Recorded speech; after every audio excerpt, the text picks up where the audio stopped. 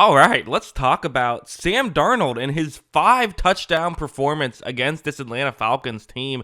What a game from him. What a season he's having, right? Let's get into what went so right for this Minnesota Vikings team. And it was a lot of stuff like this, which is, those two top receivers, right?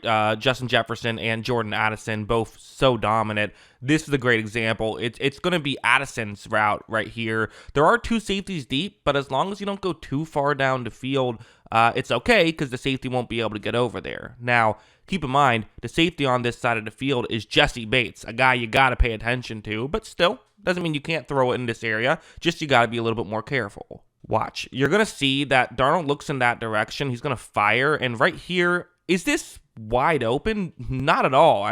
Okay, listen, there's a window. You throw it up. The defensive back has his back turned towards the ball. Addison can play the ball. The defensive back can't. You understand it, right? But still, look at this dime of a throw. And again, pays attention to the safety, throws it quickly enough that you're not going to have to worry about that. Right on the money. These are high degree of difficulty plays. And to me, that's what was most impressive with Darnold, was not the simple stuff, which we've seen him do really all season. It's the difficult stuff. The fact that he was able to make high degree of difficulty throws consistently that I found so impressive. Now, heading over here, don't get me wrong, part of this was the receivers. That's definitely my takeaway watching this game live very much was, man, there's some really good receivers on this Vikings team. This is Addison once again. It's going to be a deep shot against, there's actually 2 defensive players in the area. Darnold takes the snap, and it's going to be a bad situation because he gets hit as he's thrown. So you're thinking, okay, usually when you're hit as you're thrown, interceptions can happen that way, right? Because the receiver is expecting the ball to be a specific way. The defensive backs don't know where the ball is going to be, so they're kind of ready for an adjustment. But here you see Jordan Addison. It ends up being a one-on-one matchup. That's why Darnold decided to take this chance, because the safety moved more over the middle of the field. But for Jordan Addison, he just reads this play so well. This is just ball tracking, which is, I think, such an underrated aspect of a wide receiver, knowing where the ball is. Watch him adjust. He's going to make the catch and then the safety. Come on. If you're going to get that out of position, at least make the tackle after Addison makes the grab. Can't even do that. Give credit to Addison, though, for being able to read that play and, turning what could have been a bad situation into a great one. This play was also very interesting because, again, one of the main takeaways you're going to have is just bad defense, but there's more to it than just that. The concept itself, I know a lot of people don't care about blocking concepts at all, but I find this stuff fascinating, and this is an interesting situation. So it's a 3rd down and 8. The Falcons are trying to send pressure, trying to get to Darnold quickly. We saw last week against Arizona, it kind of worked. The Vikings eventually figured it out, but they were able to slow Darnold down through large chunks of that game. So I think it's a good strategy here. And so what the Falcons are going to do, so first look at how the Vikings are prepared to block. They have a halfback ready to block. They don't know who's going to be blitzing and who isn't, but if all those guys are rushing the passer, this is how the blocking concept will go. They have somebody for everybody. But Atlanta's going to swing a player who's still going to blitz, but he's going to go to the other side of the field. I think that's really smart.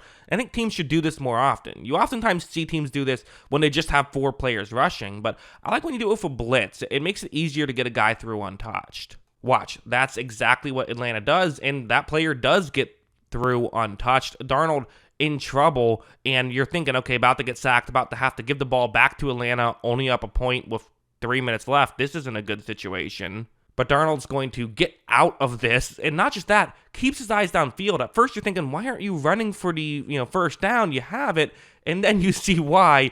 Justin Jefferson wide open. The defensive player is falling to the ground. He just misread it. He thought the ball was going to the other side of the field and just got completely lost. As you see, Jefferson, of course, is going to make that grab, dances into the end zone. They're able to get a touchdown, and while Atlanta would come back and tie it, it definitely, felt good at the time and was able to at least, give you a nice cushion there. And we can talk about what happened when, this game really did turn into a shootout and they were able to continue to score. This was, again, Sam Darnold and this Vikings offense was a key thing. So, this play, 3rd down and 6, again, you don't want to just be up 3 points. Atlanta just drove down the field and scored 8. You don't want to give them another opportunity to take the lead. You have Addison in what's essentially going to be a one-on-one matchup. And again, this is just what Minnesota was doing is winning these one-on-ones. Watch, Addison's going to cut so well, does not sell what he's doing until he moves. Not a huge window, but a big enough window, able to make the grab, adjust his body, and get into the end zone for a touchdown. I mean, that is good stuff there by by Jordan Addison and by Minnesota. And again, Darnold making the throw, all this stuff working. Heading over here, got to give Kevin O'Connell some love. So this play, again, I mean, at this point, you're feeling okay about yourself. I mean, you would like to score a touchdown to make it a 2-touchdown game. Really, you got to just make sure you avoid the turnover because you're up 7 already and easily in field goal range. But it's still a fun concept. And like I said, you'd like to be up more if possible. Stranger things have happened than a 10-point comeback with 8 minutes left. You see the concept. Multiple Vikings players are going to kind of push the defensive players further deep.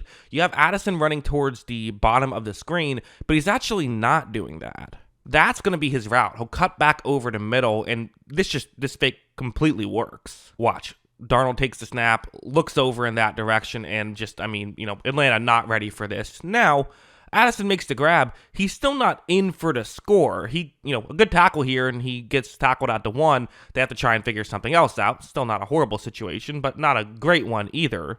But he's able to sidestep the defensive player, gets into the end zone for a touchdown, and they don't have to worry about it, are able to go up 14 points. And that was kind of the end of it, really, for Minnesota. So that was really good. There were some other good plays, just, I think, sprinkled across the board for, Darnold. It wasn't just the 5 passing touchdowns. A lot of stuff like this, which is, to be honest, I mean, Atlanta has been struggling with this all season long. They actually were really good last week against the Chargers, so I thought maybe they found something, but maybe not. Maybe that was just a good week, because here you see Jefferson running a route, trying to get into a gap in coverage more over the middle right here.